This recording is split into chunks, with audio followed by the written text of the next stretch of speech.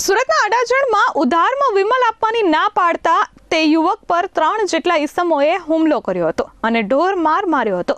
આ ઘટના મામલે પોલીસે 2 લોકોની ધરપકડ કરી છે।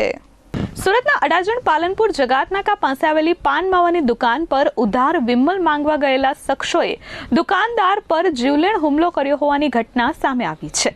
વિમલ ઉધાર આપવાની ના પાડતા ઉશ્કેરાયેલા 3 શખ્સોએ યુવકને મારી જાનથી મારી નાખવાની ધમકી આપી હતી। પોલીસે આ મામલે 2 મુખ્ય આરોપીઓની ધરપકડ કરી ઘટના સ્થળે લઈ જઈ તપાસની કાર્યવાહી કરી છે। પાલનપુર જગાતનાકા પાસે ચોરસિયા પાન નામની દુકાનમાં નોકરી કરતા હાર્દિક મનોજભાઈ પટેલ પર શુક્રવારે રાત્રે આકાશ પૂજારે નામના શખ્સે આવી વિમલ મસાલા ઉધાર માંગ્યા હતા। હાર્દિકે ઉધાર આપવાની ના પાડતા આકાશ અને તેની સાથે આવેલા મિત્ર લાલુ ઉર્ફે મયંક લંબાડે અને સનીએ ગાળ ગલોચ શરૂ કરી હતી। જોતજોતામાં મામલો એટલો બિચકાયો અને ત્રણેય શખ્સોએ હાર્દિકને માથા તથા શરીરના ભાગે ઢીક્કાપાટુનો માર માર્યો હતો। હુમલા કર્યા બાદ આકાશ પૂજારેએ ધમકી આપી હતી કે જો હવે પછી ઉધાર આપવાની ના પાડીશ તો તને હજુ વધુ માર મારીશ। આ ઘટના બાદ ત્રણેય શખ્સો ત્યાંથી નાસી છૂટ્યા હતા।